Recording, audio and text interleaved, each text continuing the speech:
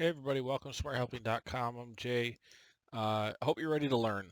I'm going to teach you how to calculate churn rate with the SaaS business, and it can be monthly, month-to-month contracts, or contracts that have terms that are more than 1 month. We'll go through all the logic. I'm going to build it. I will upload this to a Google Sheet, and you can access it for free in the description box below.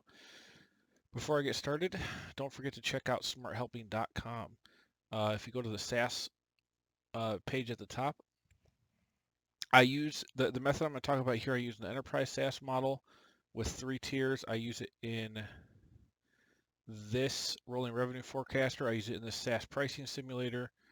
Um, I use it in this general mobile app model, and I will be using it in the new product as a service model that comes out soon. I've been working on the live stream on that the last couple of days. So you can check out more SaaS stuff here. I'm just going to do the churn calculation today, and let's get into it. So we're going to do one tier.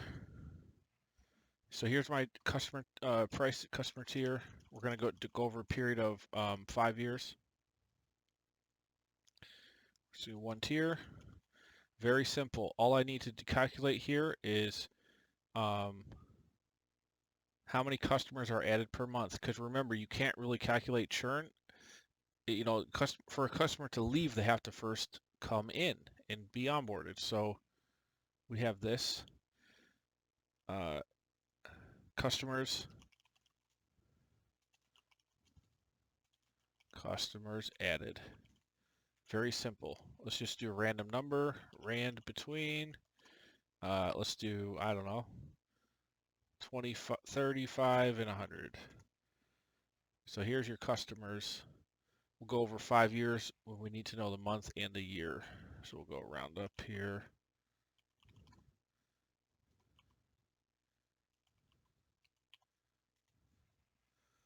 Okay, so we just have a simple algorithm calculating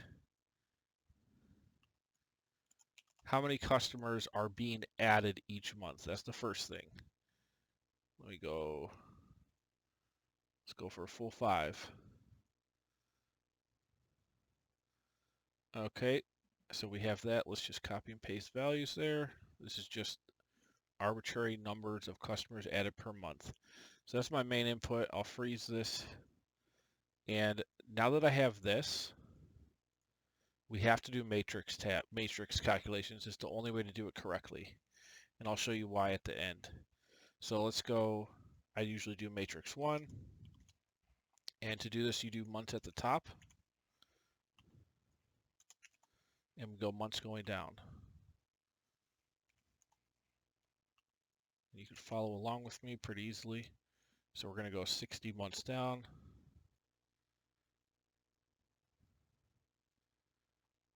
If you work in SaaS, this is very valuable. Or if you want to.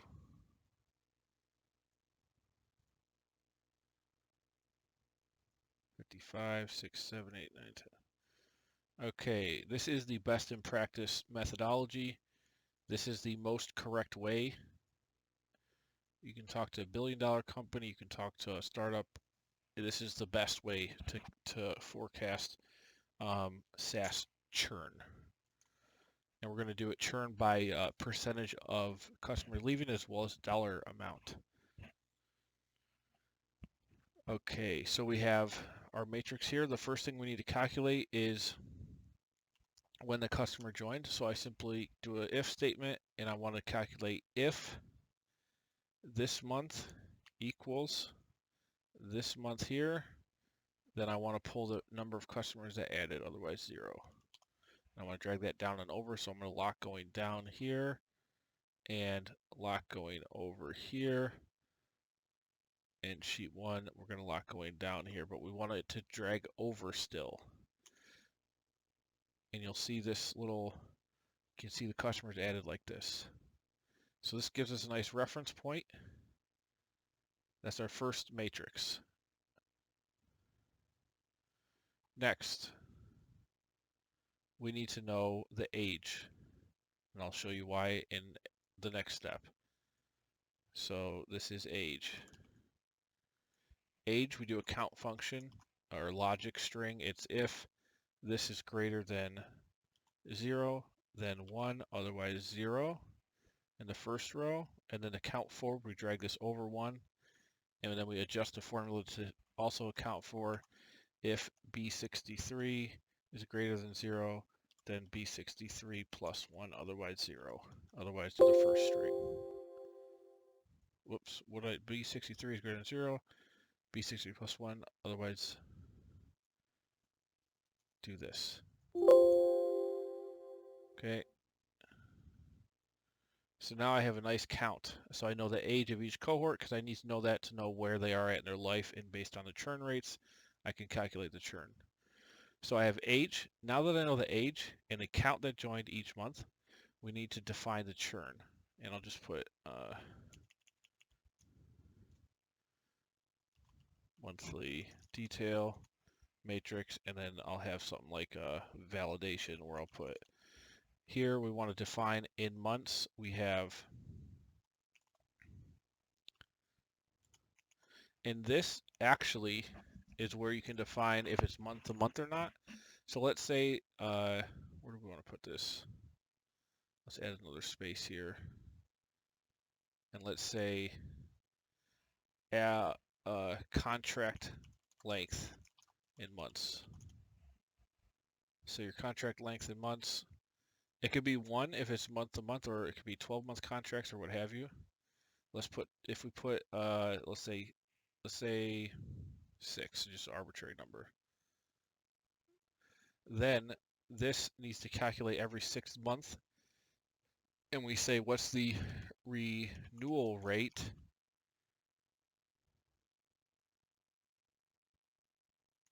and that's, you don't actually define the churn rate.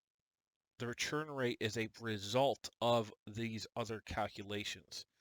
Let's say the renewal rate upon the contract being up, let's say it's 80%. What that means is every 6 months, 80% of the customers that are there are remaining. And you'll see how you can actually even modify this to be a dynamic calculation if you want. So renewal rate, we don't care about churn or retention rate. Well, this is retention rate. We don't care about the monthly churn rate though. We want the renewal rate at every contract renewal. Now, if it's month to month, then you do 1, and then this says, okay, every month you have 80% left, or if it's 96% or 99%, whatever it might be. Let's say every 1 month. Well, let's go back to our original thing. 6 months, and we retain 80% at renewal. We go here, and so the next number is this plus our number here. So we want to know in month 1 through 6, they're all there, so it's always 100% in the first cohort.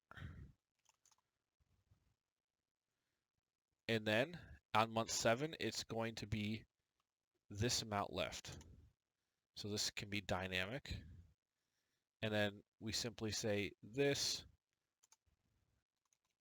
We can actually lock the reference to monthly detail C4 and drag this down as far as you want. We'll just go down. If it's month to month, it's 60, so that's the max you'd have. And all you do is simply now, so you have your starting amount, you're always at 100% in the first period. The first renewal rate is always whatever your renewal rate is here. And then every subsequent renewal rate is the same. And to get a smooth calculation, you simply say, I want 80% minus the difference between these two. And you lock these two. And then you drag that down, and it's going to take the same amount off as proportional every time. And these could be a decimal in case the percentage is lower and you want to see it. That's it.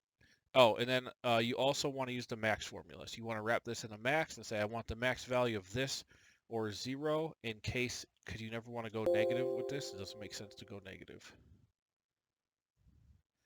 And there it is. So at 80% renewal every 6 months, month 7 you have 80%, month 13 60, month 19 40, month 25 20, and by month 31 you have none left. Now, you can see how this can be dynamic. You can actually define the percentages in each at each renewal rate if you have data and you know it's like you return let's say you retain 50% after the first renewal, and then you retain 40% after that, and 30, and the retention is higher the further you go. That's fine. You can actually override this and just put the percentage in that's left at each renewal period for each cohort. So there's that. So there's and I could change this if I go, let's say month to month, and 95%. This is going to take off 5% every month until I get to 0. So you can see how that changes dynamically. Or it could be 12-month contracts, 80% renewal rate. Now I have that. In month 13 I renew, month 25, etc. So I can reference that in this calculation here. So we do a third matrix set. Sorry if I'm going fast, but you can follow along. There will be a free sheet link in the description box so you can follow along. This is remaining. And you'll see how this translates into churn rate. I'll show you when we'll get there. All right, so for remaining, I just want the max value of this whole row, depending on where it went, how many were there. And I can lock this, but I do want it to drag down. So I want the max value of that times, and then I want to do a Vlookup. One of the rare times when Vlookup is completely fine to use. Vlookup the age in months against the validation row here, AB, 2. I don't do an exact match. I want it to be, yeah, we just want to close the bracket, not exact match. And let's see, we want to lock A and B so it doesn't drag over. Vlookup B63 can go, and that's fine. Now, in theory, look at that. Oh, then we can wrap this with the if error so we don't get those NA calcs. Now check this out. Look at, what's my term? 12 months. So 1, 2, 3, 4, 5, 6, 7, 8, 9, 10, 11, 12. I have 12. For the first 12 months, I have all 45 customers still there. Now, what happens to month 13? I have 80% left. If I keep going, look at month 25. We now have 27 left of the initial 45. So the way you model it is you figure out how many are left over time of each monthly cohort. Okay, very simple. And I can sum that up if I wanted. This is not going to be used anywhere, but this will tell me the total customers that exist over time as a check. So you can sum that up. And there you go. Now moving on, we want to calculate churn. So we know how many customers are left. We need to know how many we're actually losing from each cohort. Now watch if it's month to month. Say 1, and let's say 95% renewal rate every month. So there's my schedule. Now look at this. We're losing people every month based on that retention rate. And then we're adding also people, and this is our total over time. Okay, so remaining we have, but we don't care about remaining as much. We want to know what's the retention rate. That's the whole reason why we're doing this. So we go to another set of matrices here. Let's copy and paste this. We have churn. The number. And to get the number, we're simply going to say this will equal the difference in this minus the previous period, but we have to use a min-max. So that's how many are lost. And the first one is always 0 because you never lose anybody in the very first month. They sign up, it's at least 1 month. But here, this needs to be a max of this or 0 because, or no, sorry. Let's adjust the calculation. We're going to switch this around. This is actually going to be this minus this. And then if you scroll it over here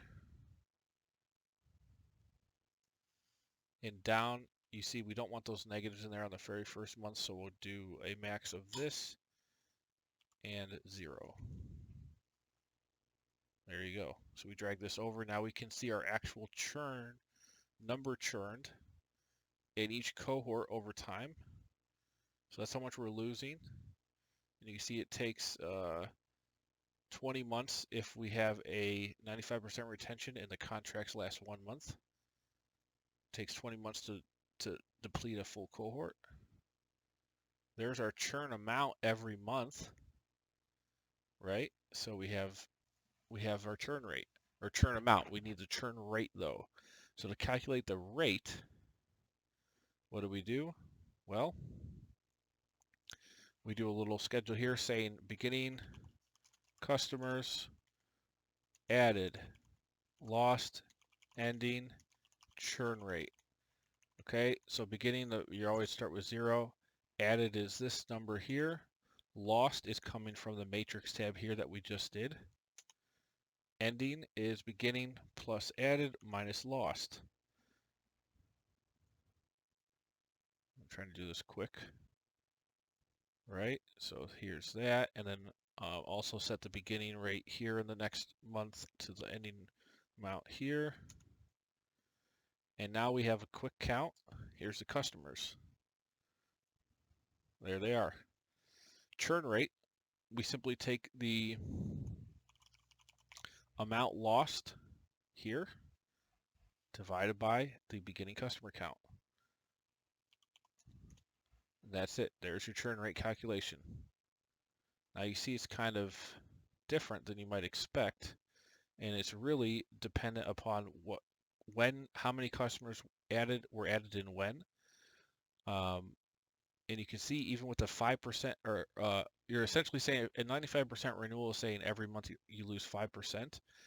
But as that relates to a percentage of the whole, you can see how the numbers change because you're adding different amounts over time. So here the churn rate's higher. It's because you've added more before and now you're losing more relative to the current balance. Let's say my customer's contract length was 12. Watch how this changes. The churn rate's going to go way far down. Yeah, 0.4% now because the 95% renewal at 12-month contracts. Let's say it's 80% here, still a very high amount. Now, interestingly, so we've calculated, here's how you do the churn rate. Interestingly, if the amount added was the exact same every month, that's the only way it makes sense to just do an average percentage on a month-to-month, only if it's month-to-month contracts. In that case, the churn rate will be the same as soon as you get to a stabilized amount of customers. So here we get up to at month 21, we have 9.5, and look at that. It's 9.5% forever. It'll always be 9.5% if you just continually add 45. So that's a very interesting way to perceive it, and it's the best in practice way. Okay, now if you wanted to do dollar amount, you just apply what's the average, you do the same calculation here, but you just say how much are they paying? Dollar, and there's more advanced stuff like in my enterprise value contract, enterprise SaaS model, you define contract values in a little bit different way, but here you can just say dollar paid per month. We'll just do a real simple calculation. Let's say it's $5. You just multiply the amount you have here times 5.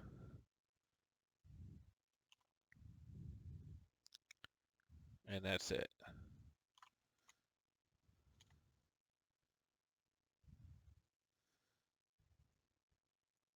So now I can see dollar amounts. And the churn rate, since we're just doing everybody's $5, the actual percentage, and we're not saying that the contract values increase at renewal rate, so there's not really going to be a difference in the percentage churned dollar amount versus the count. But if you had a more complex model, it could. But you can see here, this churn rate is just going to be the same as the count, since every customer is worth the same. Now it gets complex. Like I said, you can add logic here to say at each renewal rate, the total amount they're paying rises for whoever stays. That's mainly for enterprise customers. Now, if you wanted to do on an annual basis, you just copy this over. You go annual detail.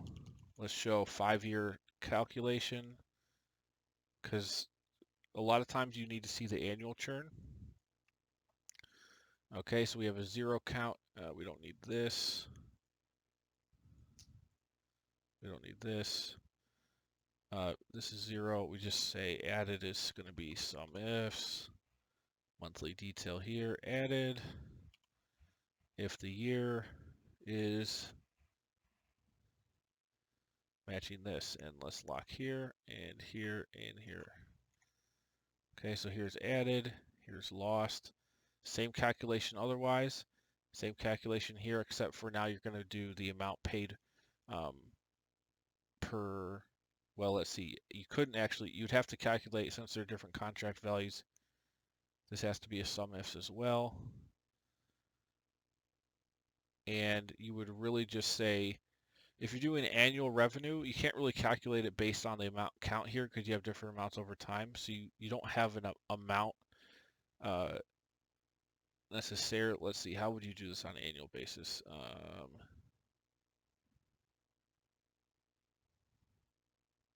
Yes, actually. So this would just be for churn. So if you took this, let me undo that. If this amount, so you had 540, you added 2,700 worth of MRR, you lost 742, ending is this amount. Since they're month-to-month contracts, there's no way to actually calculate a total churn on an annual basis.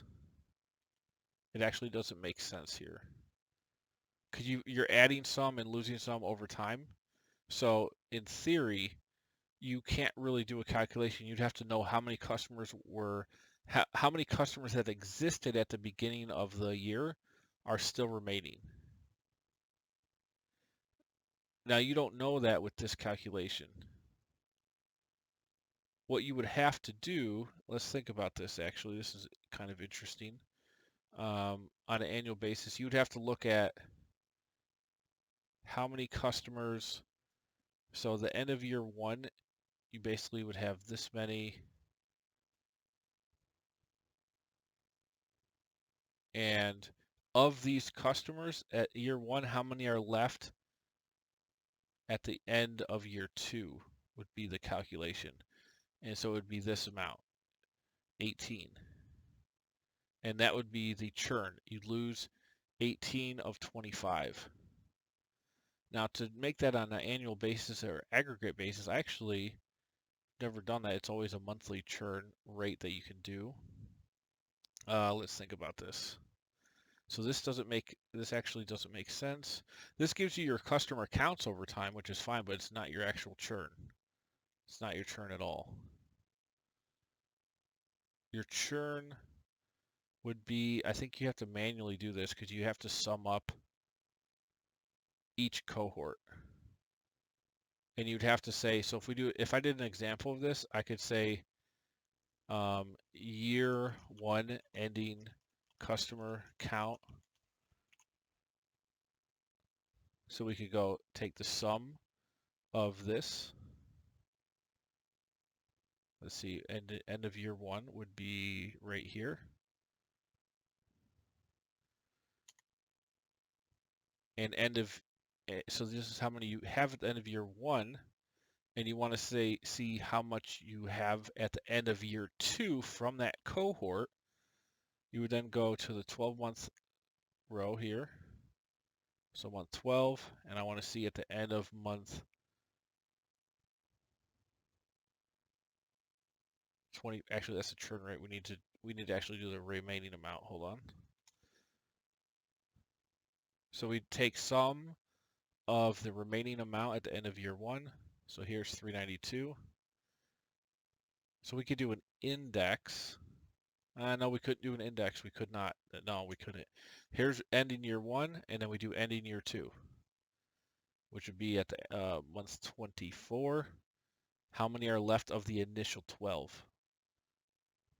So you can see how you have to actually take only a portion of that. 81.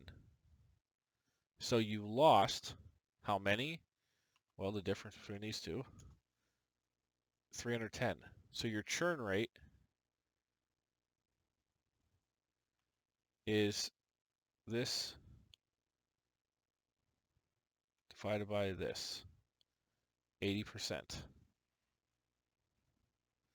And that's with month-to-month contracts at 95% renewal rate. So year 1 ending customer count, year 2 ending customer count, churn rate. So that says of year 1, the customers added in the first the ending customer count at month 12 was 391. Of that same cohort, how many were left in another 12 months? Well, 81. So the churn rate, you lost 310 of that 391 in a period of 12 months. So churn rate, 80%.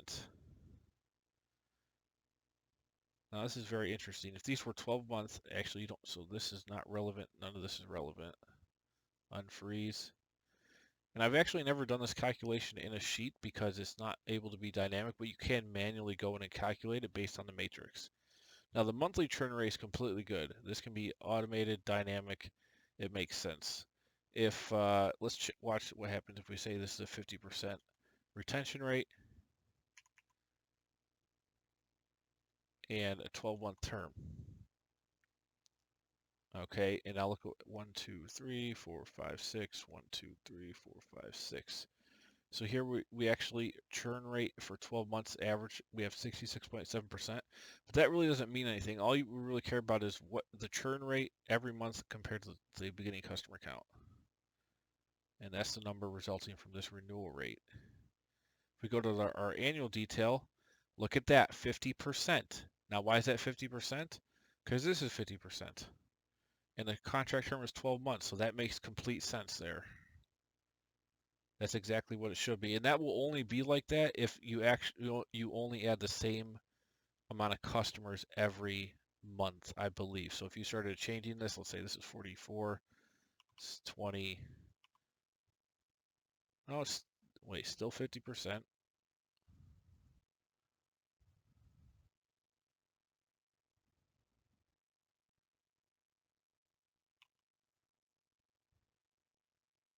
Let me put 3 in here. Remaining. Now why is this still saying 45? What did I do here? Monthly D3, D4. Oh shoot, I'm in year 4. Hold on, let me go back here. So if you had less customers here, you still have 50% churn, but different numbers. So this still does make sense. You'll have the same churn rate no matter how many. So this could be 33, 2, 22. You still get the right rate if you do this calculation. And you could do this for year 1, year 2. You could do the same logic from year 2 to 3, year 3 to 4, year 4 to 5. But it has to be done manually as far as summing up the cohorts from year to year.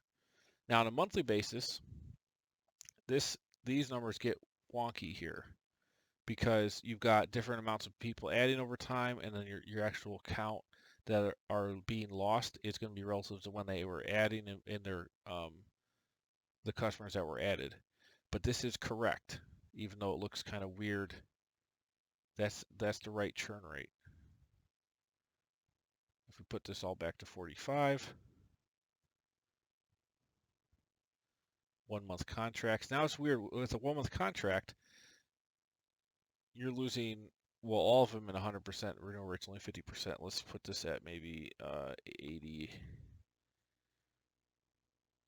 You're still losing them in, so let's see, month to month. We'd have to do something less than 1/12. Let's say 92%. So here, churn rate, you're still losing about all of them.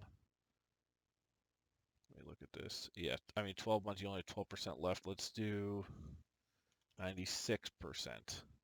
So now look, the churn rate goes up to 62%. And that was just a renewal rate from 92%.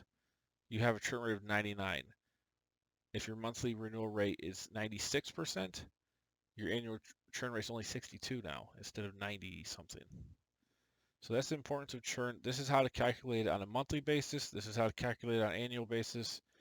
I hope you like the free tool and you learned something here. I think it's very interesting concepts. And I'll see you guys on the next one. Don't forget to check out smarthelping.com for more.